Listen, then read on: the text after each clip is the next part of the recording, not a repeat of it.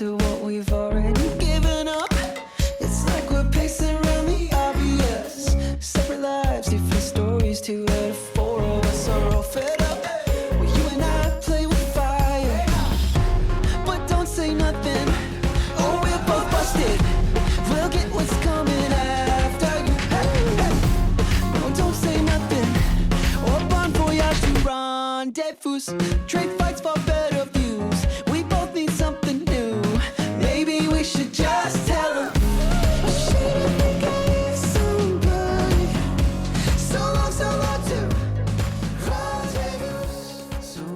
Hello, hive-minded readers, and welcome to the Books and Bees podcast. Just like bees play a crucial role in pollinating flowers and sustaining life, books pollinate minds and nurture the soul. We see the connection between the two, the delicate dance of ideas and stories that enrich our lives. I'm Hailey. I'm Cody. Welcome to our podcast. Hailey! What up? Hello! Hey! It's Wednesday already. Wednesday already? I feel that. I can't believe it's almost Valentine's Day. It is almost Valentine's Day. When our listeners are listening to this episode, it'll be, what, the 13th? The 13th, yeah. Yeah. My favorite day of the year. Or, well, one of my favorite holidays, I should say. Is it your favorite holiday? It is my favorite holiday. Is it really? Oh my gosh. Yeah, it comes up there like right neck and neck with Christmas, but wow. Yeah, it beats out Christmas, yeah. It doesn't acknowledge on my radar for me. It's like probably like I think St. Patty's Day is higher than Valentine's Day for me. St. Patty's Day is good too. I enjoy that holiday too. That's a good day. It totally surprised me, and so I'm like scrambling to make plans. My wife, who's listening to this podcast right now, I'm sorry that I'm telling this to everybody, but I forgot it was February already. I forgot it was 2024 already. It feels like it should still be 2023. So the fact that it's already February of 2024 is throwing me off. Yeah, January felt like both the longest and shortest month of my life. That's so true. Yeah, no, I'm so excited for Valentine's Day. It's literally my favorite holiday of the year, and like even if like my husband and I don't do anything like crazy, I still just the holiday itself is just I love it. Yeah, it's my favorite. That's good. I'm glad. Yeah. It is kind of nice to have a day dedicated to your loved ones. Mm-hmm. So my dad hated Valentine's Day. My family did not celebrate Valentine's Day at all when I was a kid. So I think that's where I got it from, but maybe I should change. Yeah. I definitely listen to our readers. There's nothing better for me than going to like a grocery store and just seeing all of the like elderly couples buying each other gifts. Like, it makes me so like just weep with like love and joy to watch like people go out of their way to show their love to each other. It's my favorite. Oh, that's so nice. I know. I'm so nice. I'm a true romantic at heart. I love love. Good. That's good. I like to. That's nice. That's good to know. That's good to, it's good that people do. Yeah. Obviously. Yeah. Yeah, for sure. Yeah. Can you believe we're on episode 4 already of our podcast? No. No, I can't. It feels surreal and also just wild that we've already done 3 episodes at all. Like it's just feels like it's going by so fast. But yeah. It does. It really does. Yeah. And recently, so I bought, this is totally off topic, but I bought like some matcha tea, like the like powdered matcha, and it's like barista grade, and it is so good. And I've been having matcha lattes as like a little treat to myself, like every day. Is that the green? Is that the green stuff? Yeah. The green latte stuff? Okay. It is. Yeah. If you see like someone drinking like a questionably green drink, it's probably like a matcha latte or a matcha of some sort.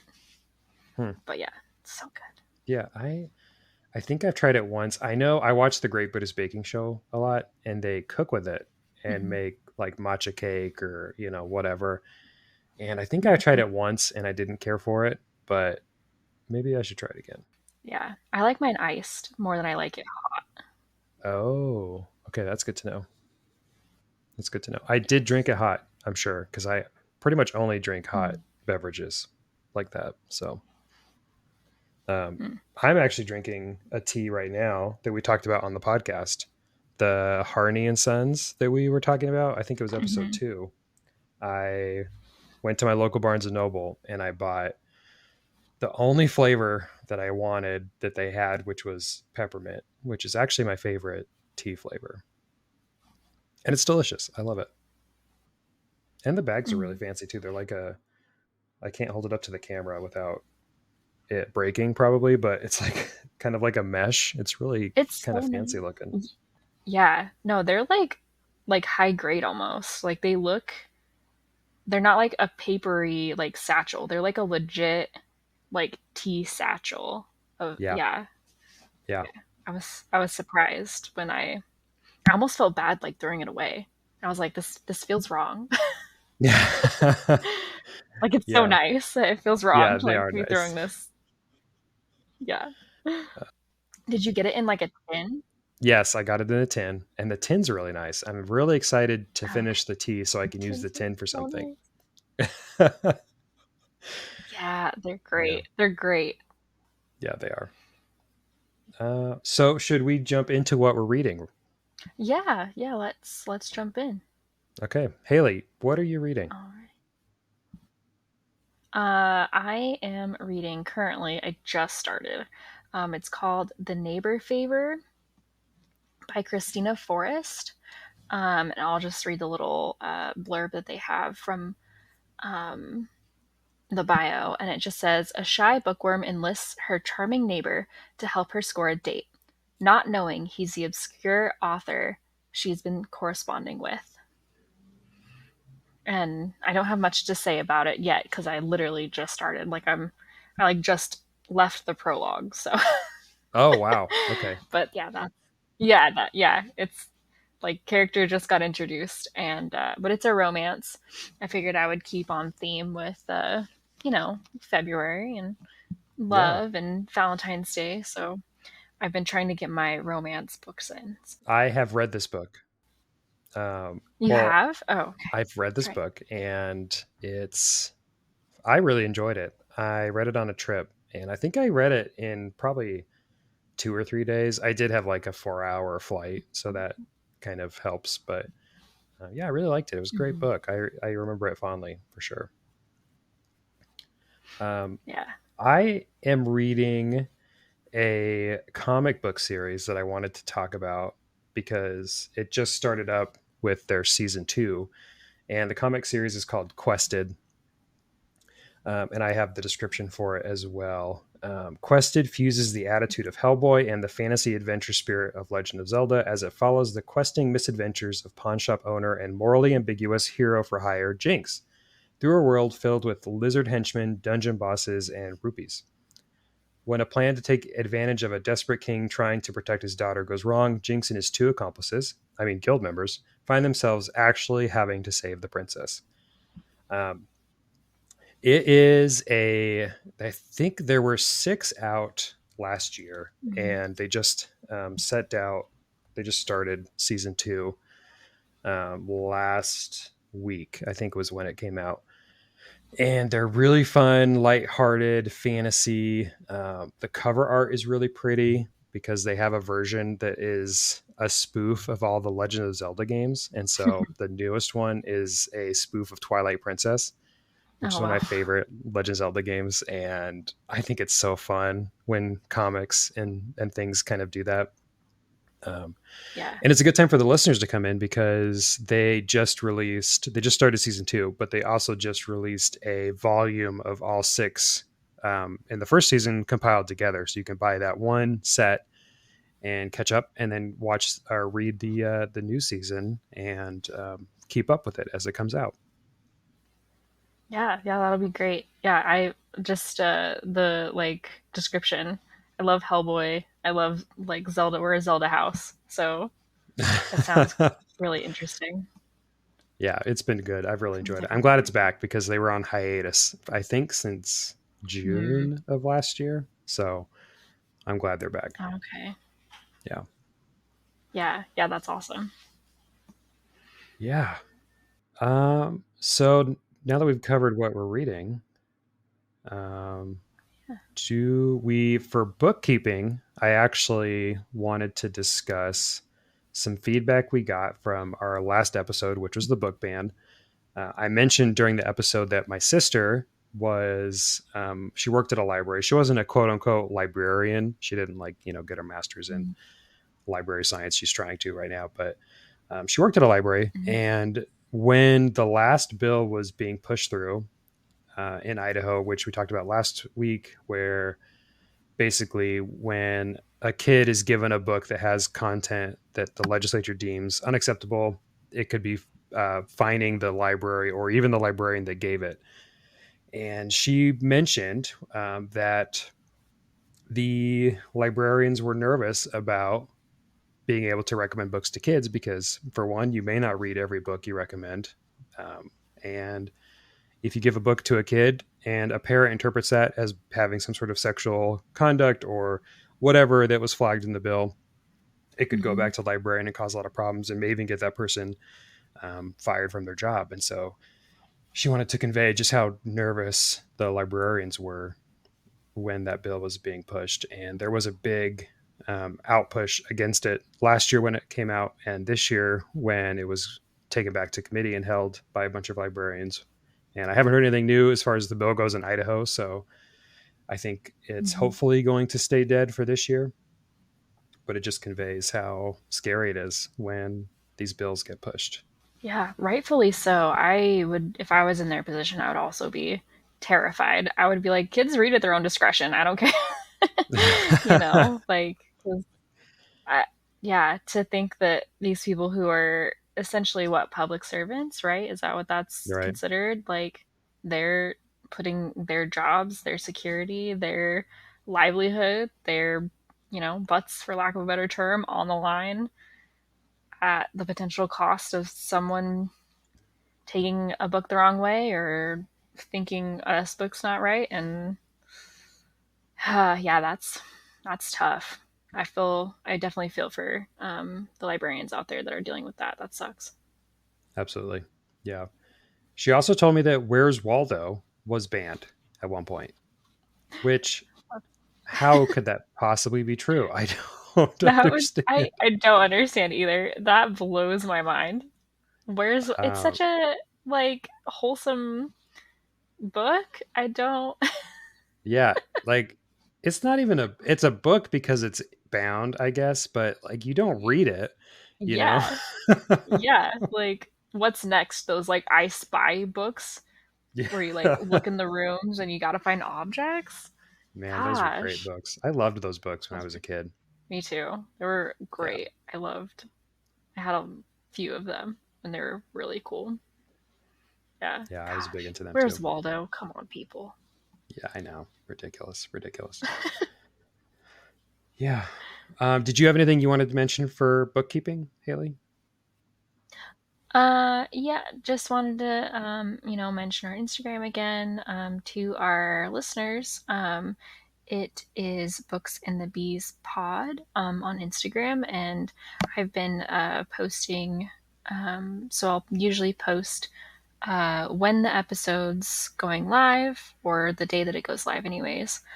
And then, like with our book ban, episode last week, um, I kind of put some helpful resources out, and then kind of, I don't remember if I actually tagged like the ALA in that post, but I did see and I did follow also, that the ALA does, the American Library Association does have an Instagram. So if any of our listeners, maybe want some more information or more recent information, because I did see um, that they have posted some info on banned books from 2023, Mm.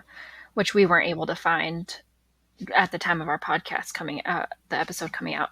So yeah, if our listeners want to read more or see more or find more resources, they are always posting, and not just about banned books, but other literary, library, bookish things. So it's a great Yeah, resource to keep informed. that's great. I Yeah. can put them in the show notes too. I'll put their Instagram in our show notes so Yeah. that folks who look at that can use that too, because that's a great idea. Yeah. And yeah, our Instagram's doing Mhm. great. Haley does all of it, so I can't take any credit. She's kicking butt over in the Instagram world, and we're Thank you. getting authors that are liking and commenting on our posts, and a few listeners Mhm. that have liked and shared our Instagram. So I'm Mhm. happy that it's doing so Yes. well, because it's nice to, like, there was an author, Yume Kitase, which I mentioned on the first episode. She commented because I listed her new book as one of our books Mhm. to come out in 2024, and she liked and commented on it. It was really nice because I got to tell her how much I enjoyed The Deep Sky, and it's good. It's good to be able to tell your Mhm. authors that you love their work. Mhm. Yeah, I agree, and it's really cool. It's kind of surreal too. To it almost feels like breaking the fourth wall, right? Because it's like people that you normally wouldn't interact with, or you wouldn't think that you would normally interact with, or ever interact with. Maybe you kind of get a little bit of interaction with the authors, and I feel like that's really cool. And it brings me a lot of joy. So makes me feel good to Yeah. yeah, so as we kind of stated previously, this episode is about like romance books, and we will be going over, just romance books in honor of Valentine's Day. As I mentioned before, I'm a big fan of love, and I think there's nothing better to me than reading a romance book any time of the year, really. But especially I feel like, if listen, if you're going to treat yourself for Valentine's Day, whether you have a significant other or not, take the time to not only treat yourself, but maybe, draw yourself a bath or cozy up in your favorite spot with a nice warm blanket, get your favorite drink, maybe some like cookies or something. Really treat yourself, some chocolate covered strawberries, those are my favorite. um, and maybe sit down and read a beautiful romance book. So yeah, that's what I got. So Yeah. we're gonna jump into that. Yeah, I totally agree. I I do love to read holiday themed books around the holidays, so it fits Mm-hmm. to do a romance during Valentine's Day. Mm-hmm. Oh, for Um, sure. yeah. Do you want me to start? Yeah, sure. Okay. So we each picked three books that Mm-hmm. are romance, and I think we've both also have books that are scaled differently on Mm-hmm. the honey scale, so that for those who like maybe a level one, a honey drizzle, we'll have somebody for that, a hive hug, and maybe a honeyed frenzy on the higher end of the scale. So the Mm-hmm. first book that I have chosen is called Out of His League by Carol and Richardson, and it is about a gal named Gretchen Harper, who is someone who is practical, dependable. She's a businesswoman, and she doesn't ever go out of her comfort zone. She's very much never taking a risk, and she happens to be a big baseball fan. And she's at an airport, and she happens to see a very popular baseball player named Joshua Malvern, and decides to buy him a cup of coffee to introduce herself. And they end up having a little bit of a tryst, I might say, without getting too spoilery. That's about the introduction of the book is when they meet, and it's a really great book. It's light and fun. If I were to put it on the honey scale, I'd probably put it I think I'd put it at a hive hug. It does have a good amount of romance. There are definitely scenes on the page. It is a little bit hot and heavy, for lack of a better term, but it's really nice. And the main character and Josh, the baseball player, they kind of go through scenario of him having to travel around a lot, and he's kind of jumping between the major league and the minor league because he's towards the end of his career, so he's trying to manage that. And it was really a good book. I read it on my way to Milwaukee when I was going to watch a baseball game, and so it really fit what I was doing at the time well, and I just really enjoyed the book. I thought it was great. Yeah, that sounds like a really good romance. Yeah, I like a sports romance. I think I enjoy sports romances. Yeah, I second that. I was a hockey romance girly for a hot minute last year, and I still am, but I just haven't read anything recently. But yeah, I was enjoying some pretty good hockey romances, and it was a nice little subgenre, I guess. Yeah, yeah. My wife's a big hockey romance reader too. She likes the hockey romance. Yeah. So much that we actually started watching hockey partially because she wanted to be more in the world, and I was like, all right, that's cool. I like hockey, so Yeah. Yeah. I can relate. I can totally relate to that. I started to get a little. I was like, maybe I should start following some teams. What hockey Right. teams do I have around me? There actually was right around this. I feel like last year was a really big hockey romance year because I know on TikTok, the Seattle Kraken had an Instagram or a TikTok. They had a TikTok, and they were like getting all of these people watching their TikToks to the point where women were like bombarding their messages. Oh, wow. And like talking about going to meet them. And I think it got a little bit out of hand at some point. I don't remember the exact details, but I can imagine. yeah. I mean, they're attractive, so I get it. Yeah. I get it. Right? Yeah, and hockey's a pretty intense sport. Seems, get the heart racing in more than one way, Yep. right? That's true. That's true. Hailey, what is your first book for Valentine's Day? Yeah, so my first book rec is Best Fake Fiance by Roxie Noir. This book was a really, really great read, and I'll kind of get into the synopsis right now. It says, I told a judge I was engaged to my best friend. Now we're faking it. How hard can it be? My life has room for exactly 2 women, my daughter Rusty and my best friend Charlotte, known to everyone as Charlie. One is a feisty, tomboyish firecracker. The other is my 7-year-old. I can't imagine life without either, so when my ex brings a custody hearing on me, I find myself telling the judge that I'm engaged to Charlie. The only problem, I'm not. Time to fake an engagement. Pretending we're a couple will be no big deal. We've been friends for years. We used to sneak cigarettes behind the bleachers. We turned cans of hairspray into flamethrowers. We got drunk on stolen malt liquor. She's beautiful, vivacious, spontaneous, and she loves my daughter to death. It's the perfect answer. We fake it for a few months, then go back to our lives. Until we touch and sparks fly. Until I can't take my eyes off of her. Until I can't stop thinking about what she's got on under her coveralls. It takes one kiss, one touch, one shared secret, and suddenly I'm not pretending anymore. I want her, I need her in ways I didn't know I could, but there's a lifetime of friendship between us, and falling in love with Charlie could risk everything. Oh. When I read this book, I think I was like in a slump, and I was trying to get out of the slump, and I was like, well, let me just read something that's like a little my like go-to after reading things like bigger fantasy books is to read like shorter romance novels, and this one made me cry because it was like so sweet.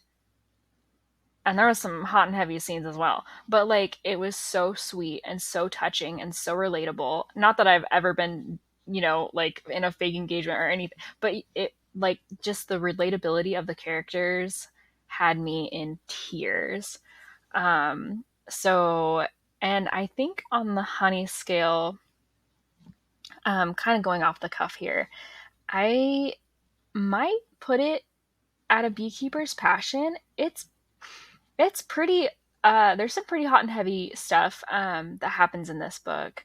I wouldn't quite consider it a honey frenzy, but it's definitely over PG-13 for sure. And the way the author writes this book is a bit more adult. So I would Hmm. definitely, yeah, definitely put it on as a 4 on our honey scale for sure. Yeah, it sounds really good. It's also is it written from the perspective of a male, of a man? Yeah. Yeah, Yeah. well, I Which think it goes between Charlie, oh, okay. the uh, gal, and then um, the guy, and I forget the main character's name now. But anyways, yeah, it bounces between their perspectives. Wow. So Yeah, sounds good. I don't read a lot of romance books from the perspective of the male usually. mhm. Now that I was thinking about that when you were listening to the synopsis or when you were reading the synopsis, I didn't. Yeah, Yeah, it yeah, sounds good. neither do I. But it was written in a way that didn't seem off-putting from me being a woman reading from a male perspective, if that makes sense. Yeah, I could see how that could be a problem in some cases, but yeah, Yeah, it's nice. yeah, I think women in general I think women write men better than men write women. I would wholeheartedly agree with that.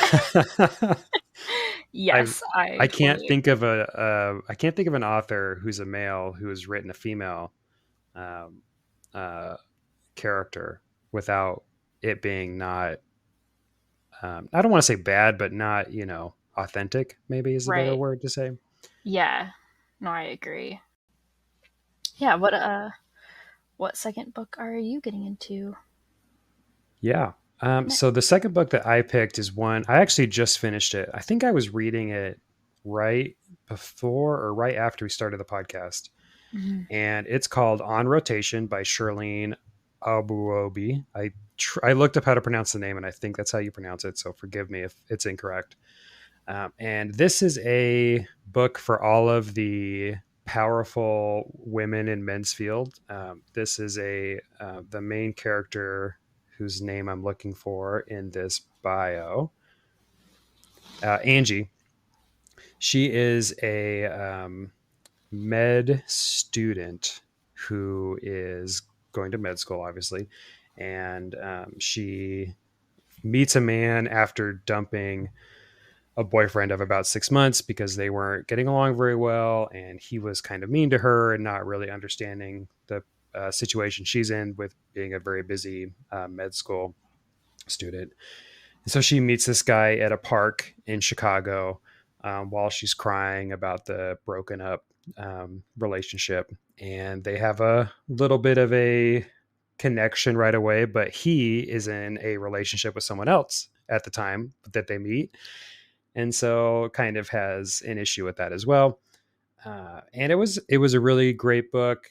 I love it when authors are discussing, especially women in the kind of science medicine space, because you really don't see a Mhm. lot of representation of women in those spaces. Like Allie Hazelwood, we've talked about before, has a lot of Mhm. strong women in typically men Yeah. fields, and so Shirlene is actually a medical doctor herself. She is, I think, a cardiothoracic surgeon. Oh, So wow. very Yeah. intense. Snaps to Very, that.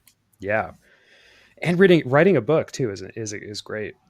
Yeah. Um, yeah, it was really good. The other thing is that Angie is also a immigrant from Ghana. She was born in Ghana and then came over to the United States. And so the story revolves around that as well, and how her parents have different expectations from her friends' parents.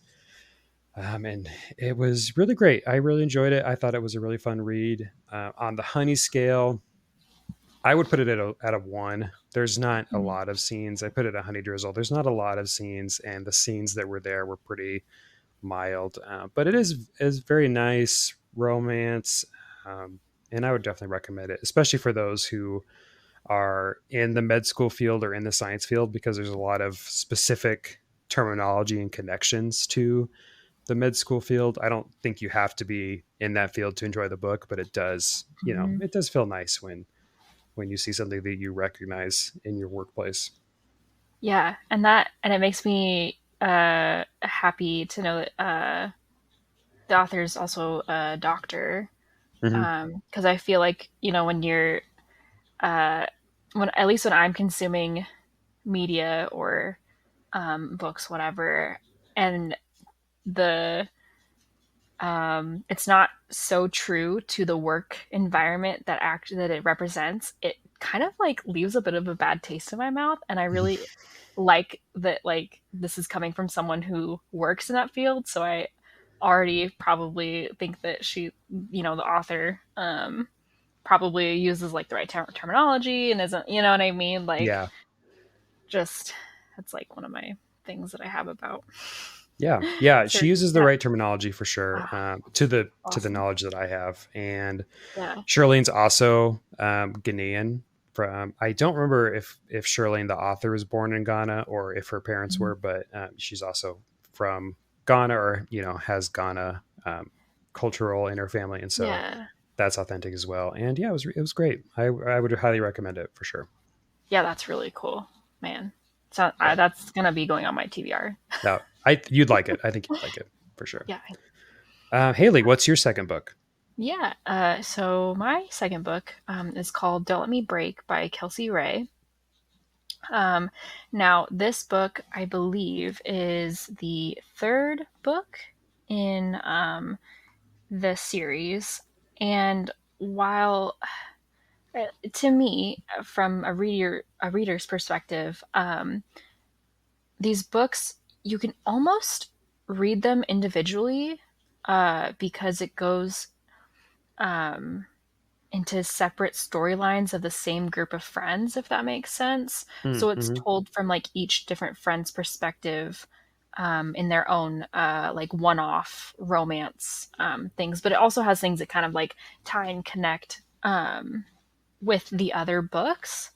So, I mean, if like our readers, our listeners want to, read the first and second, I recommend those as well. But this one in particular, I really enjoyed, and it touched me. I think my theme is kind of more a sappier romance books, than what some of the other romance books that I do read. The description is: Macklin and I are just friends, and even that's a stretch. He saw me at my most vulnerable, and now the guy's popping up left and right. Pretty sure it's because my friend is trying to set me up with him, but what do I know? It's not like I have much experience with guys. And he's, well, Macklin's older, much more experienced, and bluntly put, way out of my league. We also have a heart of gold.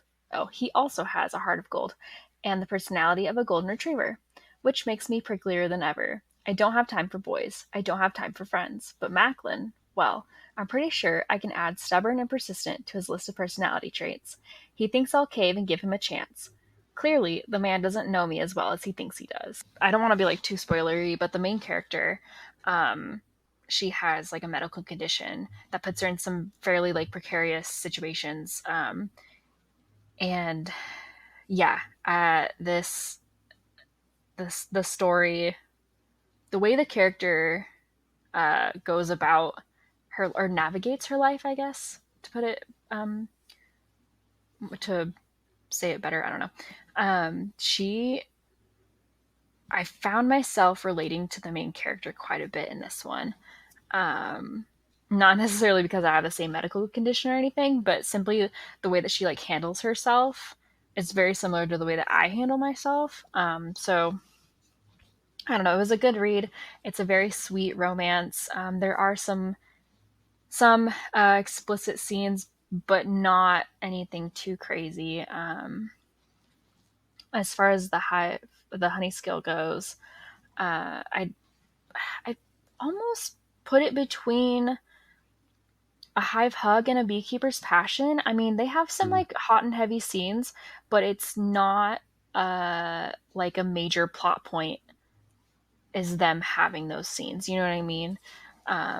So if you want something that's a little bit easier to digest, a little bit less hot and heavy for the Valentine's Day read, it's really sweet.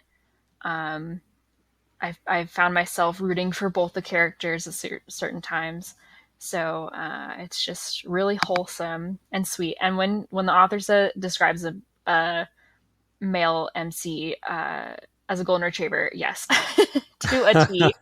he's doting and just Oh, so I really liked that book that and I sounds recommend great. it.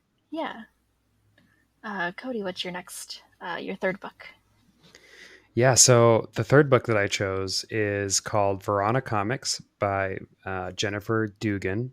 And this is for the readers. It's a teen book, so I'll start with that for those who like to read the YA romance. And it's very similar to any sort of bookish romance where, they fall in love in a bookstore, except it's a comic book store. Mhm. And it just so happens that the daughter of a couple that owns an indie comic book store meets a son who is the son of a person who has a major comic book store that's getting rid of all the indie stores by outcompeting them, basically. Hmm. And so Jubilee is the main character, who is the daughter of the indie bookstore. And then the male main character, his name is Ridley. And they happen to meet at a comic convention prom where they don't know who each other are and they end up falling for each other. But of course, their families are kind of in the Romeo and Juliet situation where they don't get along. And so the story is about them overcoming the adversity between them and their families. But it's also it has a lot to do with mental health as well. There's a mental health component to the story, and it takes it in a unique way. I'll say that, I won't be spoilery. It takes it in a unique way in the story that I don't think you typically see in YA books that I really respected and Mhm. enjoyed. I'll also mention that both of the main characters are bisexual, which I think Oh, is important nice. because there really isn't a lot of bisexual representation in Mhm. a lot of books. So there's a lot of LGBTQ representation here, and it was great. I enjoyed it because I was just getting into comic books when I first read it, and so I was like getting all the references they were talking about, and I totally related to all the specifics they were talking about with comic book stores. And it was a really good YA romance that I think anybody of any age could read. But for those who like the YA romance, I think this is a great book. And on the honey scale, I'm going to also put it at a 1, at a honey drizzle. There Mhm. isn't any scenes that I remember. I'm pretty sure there's no scenes, which is good in a YA. I think Mhm. it's hard to have a YA scene that doesn't come across as inappropriate. So Yeah. I'd agree with that. As an maybe when I was a teenager reading YA was great, but yeah, now as an adult, it almost like I'm like, oh, I feel weird, yeah, yeah, like reading, yeah. but I love a sweet romance. It's sweet romance, and I thought it was really good representation for a lot of different things, and I thought it was a fun, good read for sure.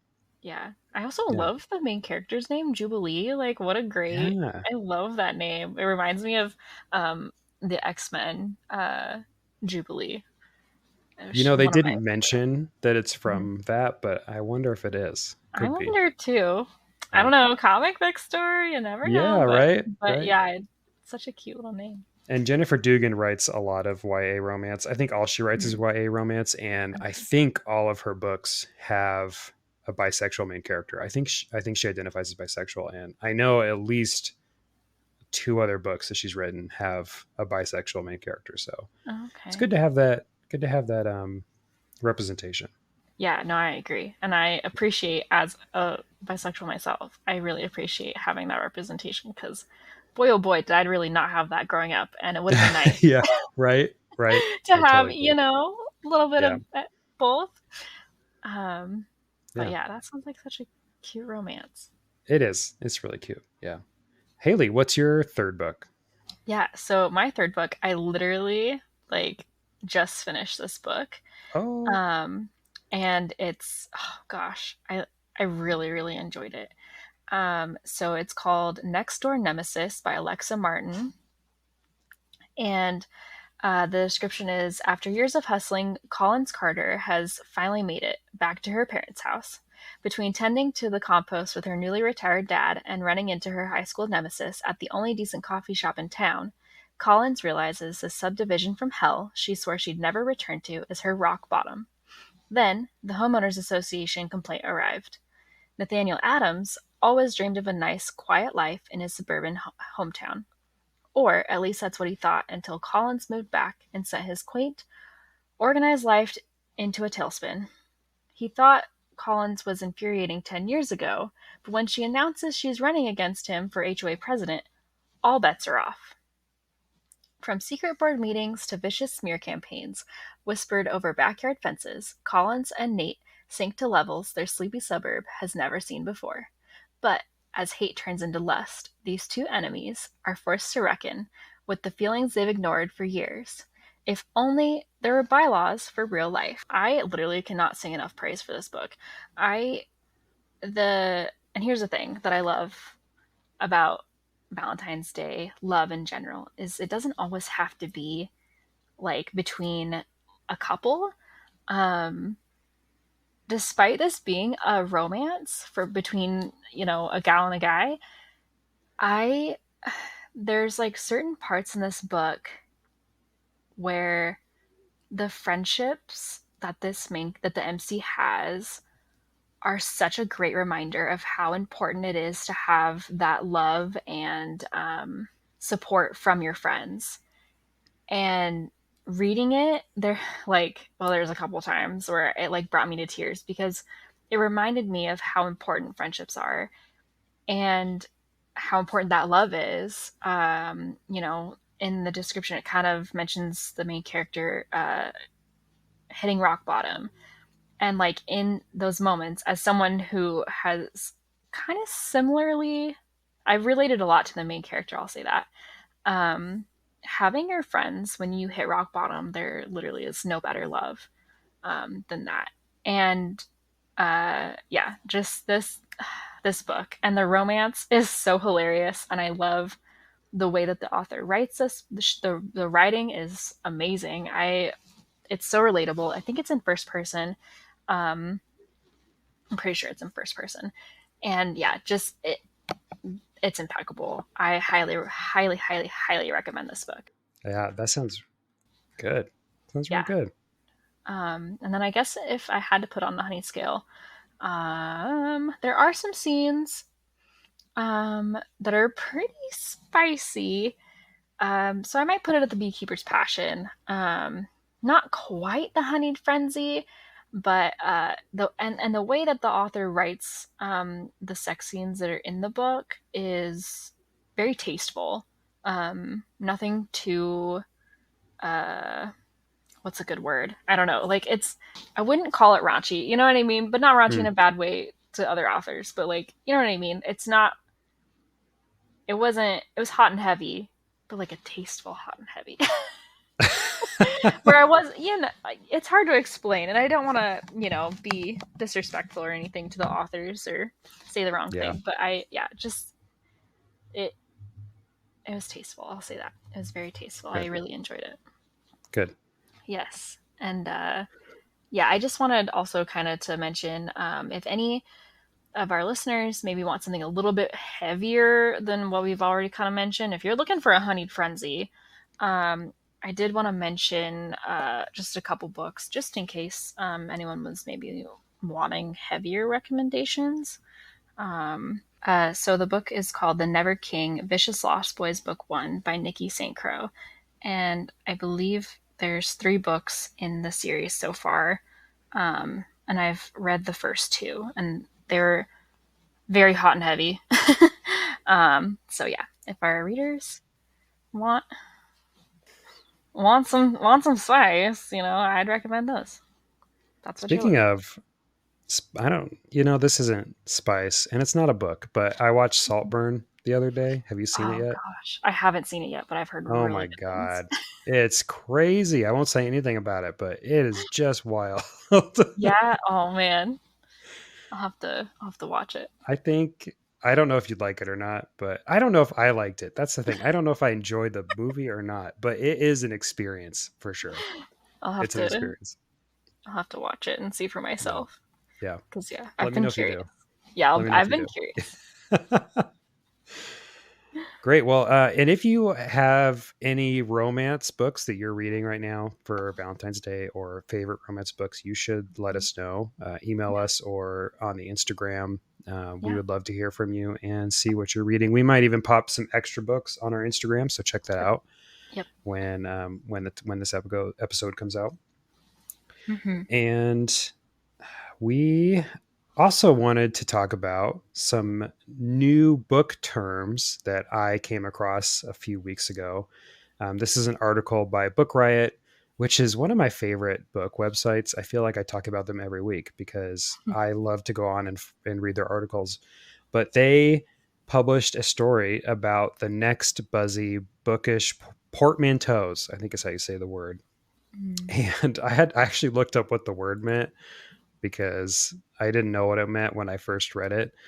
And the official definition is a word blending the sounds and combining the meanings of two others. For example, motel from motor and hotel, or brunch from breakfast and lunch. Both of those are portmanteaus, which I didn't think about it, but brunch makes total sense.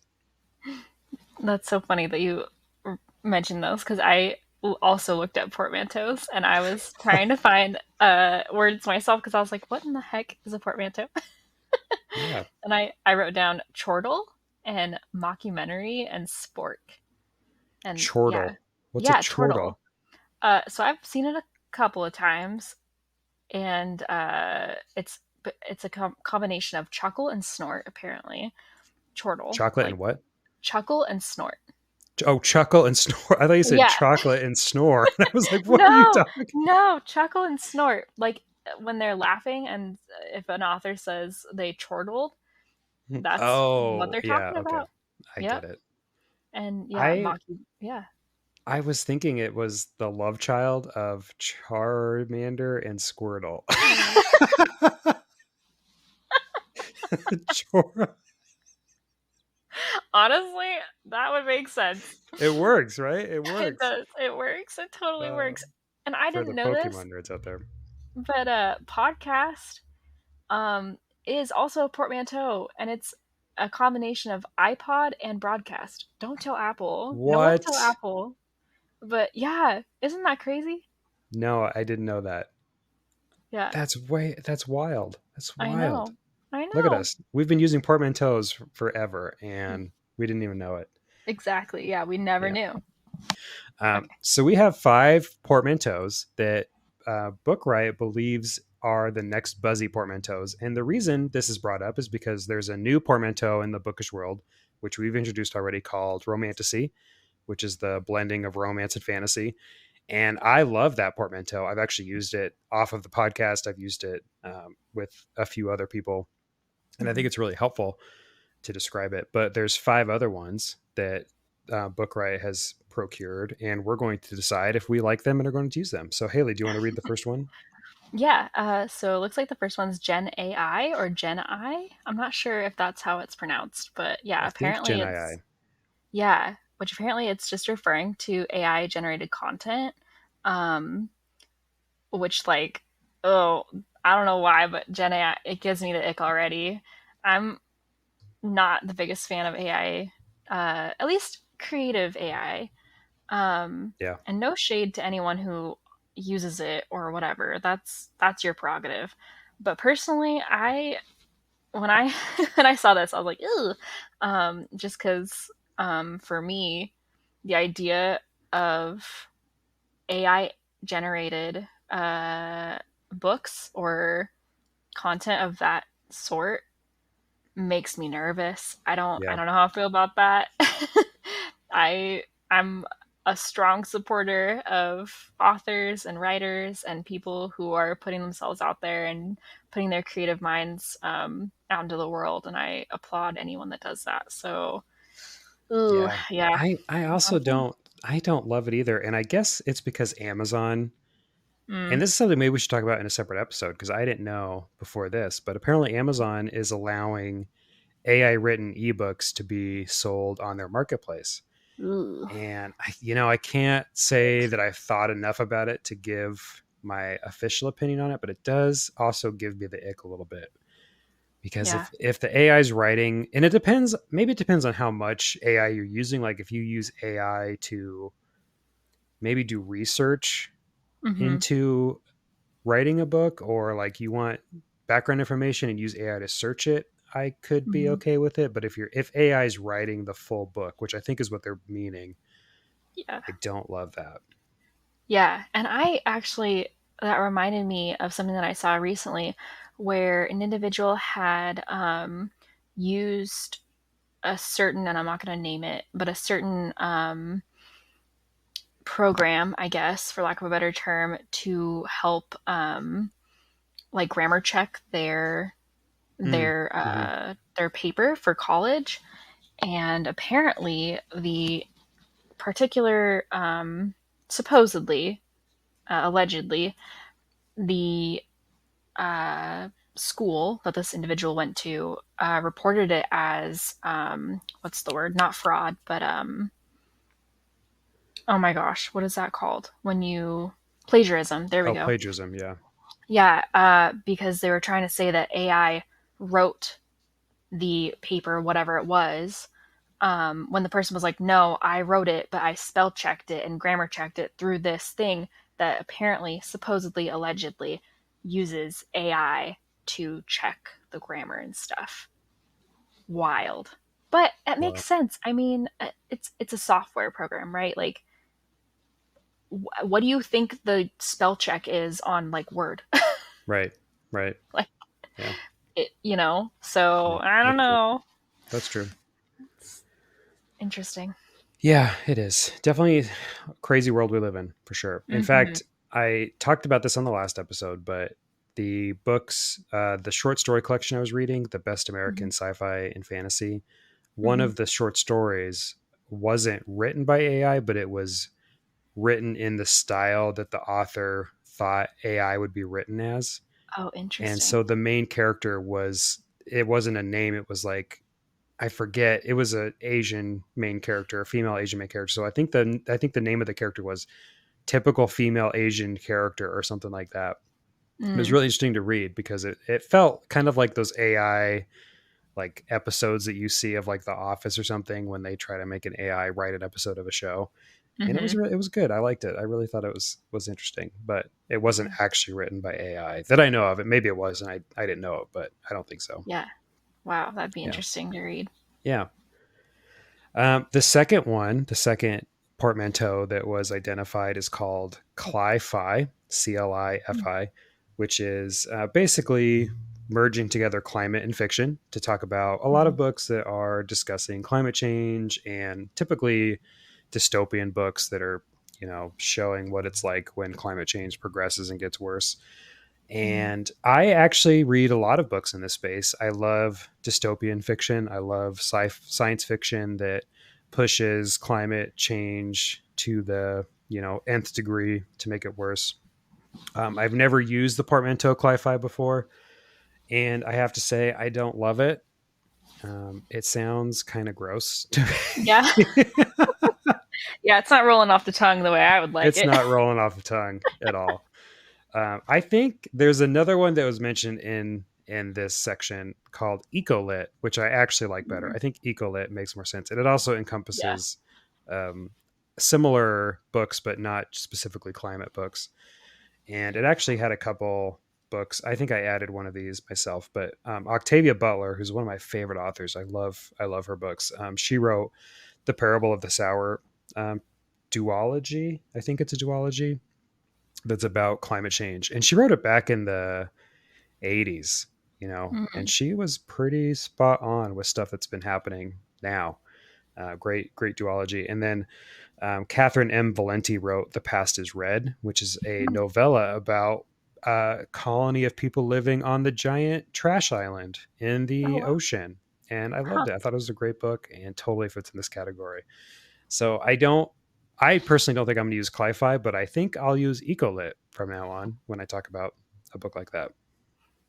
Yeah, I think I definitely like Ecolit better than Fi-Fi. Fi-Fi sounds suspicious. Cli-Fi sounds weird. Yep, it does. Yep. Yep.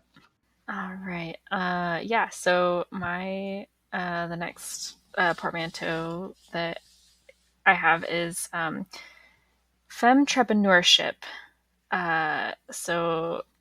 Fiction, and I kind of want to read the little blurb about this because I thought it was an interesting take. It says femtrepreneur. I almost can't even say that word. It's such a Also, hard word. side note, It's such a this is hard word to say.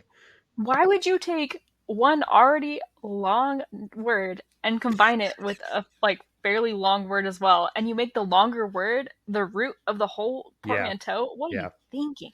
And No shit. so femtrepreneur, like the M and the T next to each other does not work as a Yeah, word. I don't know a word that has M and T where you have to say femte. Like yeah, it just doesn't work very well. Yeah. it's a hard Yeah. one. So it says, femtrepreneurship fiction shows potential to take flight, according to book blogger Nicholas Goki. I'm assuming that's how their last name is pronounced. My apologies if I'm mispronouncing it. He explained that this combination of the words female and entrepreneurship neatly encapsulates stories celebrating women in business. This portmanteau will take the spotlight, Goki said, as a result of the growing prominence of female entrepreneurs in real life, which provides. Oh my god, sorry. This part gives me the ick. Which provides fertile material for fictional stories. Oh, Ugh. yeah. Ugh. I was like, oh my gosh. Reading that, I was like, oh no. Which I see what they were trying to do there, but please. He believes that upbeat, empowering stories about women pursuing their dreams and finding fulfillment through entrepreneurial endeavors appeals to readers, particularly younger ones. Listen, okay. Now, I would never, ever, ever use, and I'm just going to be straight off the cuff here. I would never use that portmanteau in real life ever, because the '90s cartoon movies, etc. We've been there, done that, my friend. Mhm. Like, I think in the year of 2024, we have already established that women, not just quote unquote females, also not a big fan of that term either, but like we've already established that we're perfectly capable of becoming entrepreneurs in our own rights. And But anyway, so then it kind of goes on to say the preneur trend is well established in book genres, with examples such as momtrepreneurship and solopreneurship. Thus, femtrepreneurship fits logically into this concept-driven category. Femtrepreneurship fiction synthesizes today's themes of female advancement and ambitious small business ownership into a succinct, marketable genre, label printed for its publishing moment. I can't. I really can't. I, as a woman who like is all about woman empowerment, like just and especially using it in the book industry, the author industry. I did some research Oh. on this. So to begin with, women women started fan fiction. For the most, like we didn't start fan fiction. We popularized fan fiction. So in the 70s, and I don't know if our listeners might have already known this, but in the 70s, things like fan fiction took flight from, pardon my pun, from things like Star Trek. I think, if I remember correctly, was the like uh, the catalyst of popularization of fan fiction. Um, I I kind of wrote a little note here saying, stop using women empowerment as a topic to distract from the fact that the only reason women have had to use empowerment as a tool to rise up is because the men won't empower themselves enough to dismantle the system in which they created.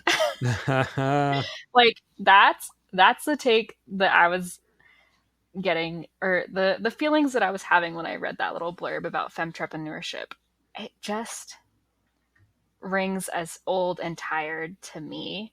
And no hate to the people that use this, a little hate, but like we're in 2024, okay? Like women-owned businesses have been owning businesses.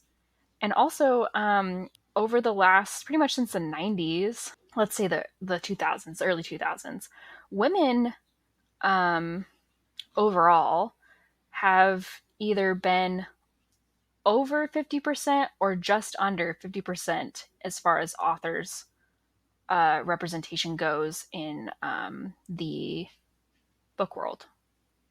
Yeah, Yeah. that makes So, sense. I mean, to me, that it's nothing new. It's nothing fresh about Yeah. femtrepreneurship. Yeah. And that's my rant about that. I agree. I think for one, I have never heard of momtrepreneurship or Yeah. solopreneurship. Hmm. Besides the fact that they don't roll off the tongue, I agree. I think we have been there, we've done it. I'm glad now that there are so many books of strong women characters, like the On Rotation that I mentioned earlier, I think Hmm. is a good example of a strong female character. And it's a little weird to have to point it out still in this way, I would say. Yeah, I Like I agree. love it when a book tells me that it's a strong female character, if somebody recommends it and says it's a strong female character, I enjoy that. But Hmm. saying like, "Oh, this she's a businesswoman who's a CEO and kicking butt." It's like, yeah, like we did that. We should be moving past that. I Yeah, totally agree. Yeah. yeah. It's Yeah, totally yeah. agree. Sorry to our listeners for having such a hot take, but that yeah, it really emboldened me to be a Yeah, little bit more passionate. I get that. Yeah. And you have another portmanteau to mention. Yeah, so the next one is spicy talk or smut talk. And this one, I actually really enjoy this portmanteau, mainly because I subscribe to both of these kind of, I don't know, genres, I guess, Yeah. of TikTok, I guess. Yeah, The sure. book talk and spicy talk slash smut talk are really almost come hand in hand at this point. Now, spicy talk, I feel like there's more sub divisions of that particular genre, for lack of a better term. But yeah, so says that this has maybe added to the common bookish parlance soon. Um, Apparently, it's not being taken seriously outside of book talk or book blogs. But I I don't don't know. I agree with feel that. yeah. There's I so my local Barnes and Noble has Mhm. consistently a table Yeah. saying, I saw this on TikTok or I saw this on Book Talk. Hmm. And there's no way they're not thinking about writing a spicy talk or smut Yeah. talk. Like that just it doesn't make any sense. I agree. I think that that's a pretty fair thing to say because I would probably use this. I think that these are even probably like hashtags as well on like Instagram. So like Oh yeah, I bet that's true. I mean, I feel like they're already using it. Let's just like keep using it.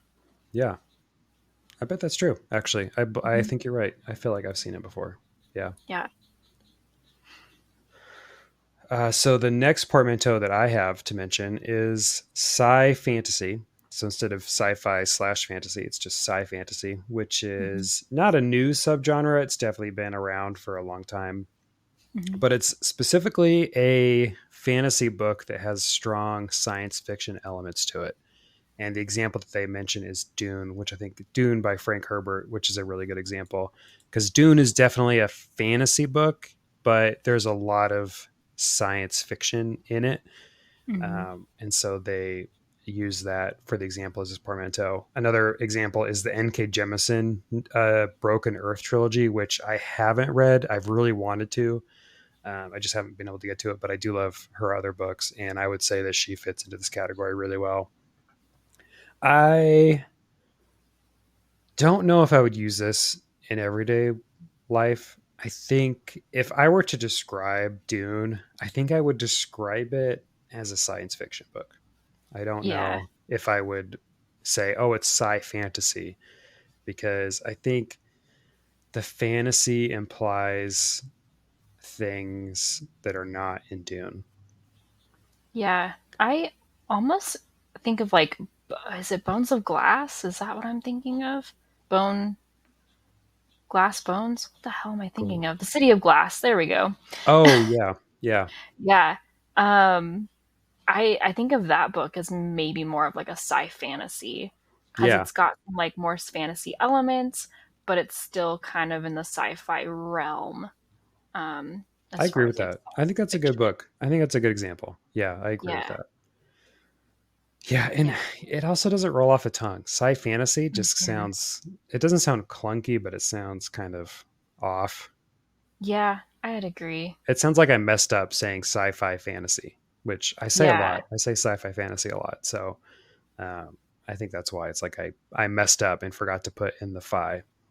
Right. Yeah, because it's already kind of an established Hmm. phrase already. Yeah, Yeah, I yeah. agree. But yeah, not going to use Yeah. that one. I don't think.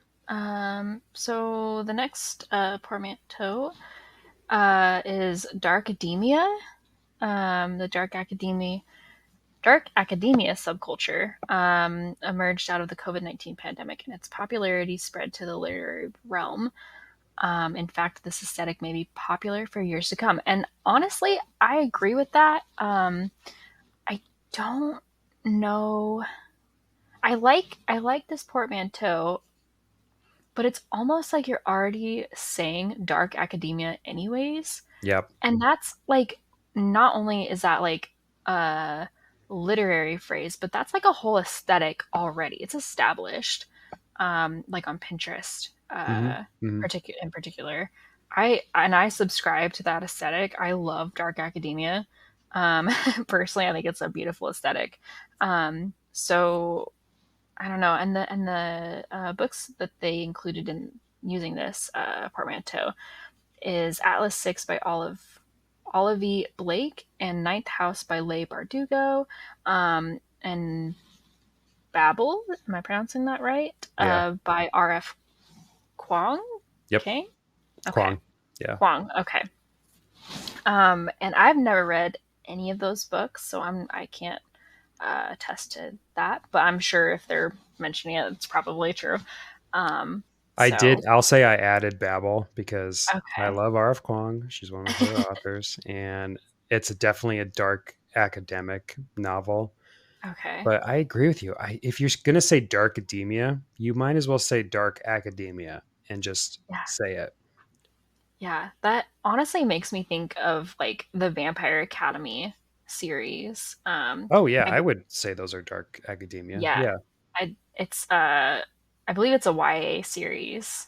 I'm pretty sure it's considered YA. And I mean those books I read years ago. Um so not to like date myself, but like it's been a long time since I read those, but I loved those books and I would definitely put those in this category for sure. Even like Harry Potter is not Yeah. necessarily dark academia, but it is That dark academia in a way. yeah. In a way, So, yeah. yeah, I'd agree. I do love this Hermione. genre. Yeah, yeah, same. I also love this genre. I think Yeah. it's a great aesthetic. It's a great genre. Like, I really love it. Yeah, me too. Me too. And that was our last portmanteau. So to summarize, we both hated femtrepreneurship. Mm-hmm. We both did not necessarily care for cli-fi, but we were okay with ego lit. Mm-hmm. Gen AI, we maybe don't necessarily hate the portmanteau, but maybe what constitutes we using the portmanteau. Uh, but we did like spicy talk / smut talk, which I do like those. I think those I would probably use. Sci fantasy we were kind of hit or miss on, I guess, and dark academia was okay. Would Yeah. you say that's fair? Yeah. Oh, for sure. Would you like if you go to a bookstore and you see Mhm. a section that's femtrepreneurship, do you think you were going to go check out that section? No. No. Absolutely not. Unless I saw an author that I really enjoyed, Yeah. maybe. Yeah. But I I'm gonna, and maybe our listeners will have a problem with this, but I'm gonna go out on a limb and say I would not subscribe to people who use that term frequently in their day-to-day. I would agree. Yeah. Yeah. Yeah. Ugh. Yeah. I don't think I would like turn my nose against it, but I certainly would not be like, oh, I'm going to go check out this table and read a femtrepreneurship book. Yeah, for sure. It's giving self-help. I don't know. Yeah, it kind of is. Yeah, it kind of is. Yeah, I agree with that. So yeah, if you know any other portmanteaus, our listeners out there, if you've heard any other ones you want to share, please feel free to submit them, and we'd love to hear them. Yeah. We have a little bit of news. I actually did not look this morning, but I think we are officially on Apple Podcasts now, Yay. which is exciting. It took a week for them to get through the approval process, and I believe we're on Apple Podcasts, so we can double check and make sure. But either way, we've made progress. So if we're not there officially, we will be there soon. We're still on everything else, so thank you for those who are listening on whatever podcast app you choose. If you are on a podcast app and you've listened and have not given us a review, please feel free to give us a review and tell us how we're doing. We love to hear and see the reviews that we see on a variety of different podcast apps, because it does help us and it helps grow the hive mind and get more listeners in. So please feel free to give us a review. We also, I've mentioned it before, but we have an email. It's booksandbeespod@gmail.com. It's also in the show notes if you want to look for it there. And Hailey is kicking it really well over at the Instagram with the Books and Bees Pod. It's at Books and the Bees Pod over on Instagram. And I do pop in. I actually made a book specific Instagram so I can go in and like the stuff on the podcast. So I get to see it, but Hailey does all the hard work for it. So I appreciate your work on that, Hailey. Thank you. It's fun. I enjoy it. And I really appreciate any of our listeners or followers who follow just Instagram, any interaction on there. It's fun to interact with you guys. So yeah. And I want to always give thanks to the American Indie for their song Rendezvous, for letting us use that song. It's still a bop. My favorite part of editing the podcast is putting in the song so I can listen to it as I put it in. So thank you for letting us use your song. And Hailey, do you want to close this out? Yeah. So we hope you enjoyed this literary journey as much as we did. If you're buzzing with excitement, don't forget to subscribe, email us, and leave a Hive 5-worthy review on your podcast listening app. Until next time, happy reading, and may your shelves be filled with tales as enchanting as the garden. Keep the buzz alive, and we'll catch you in the next chapter. Bye for now.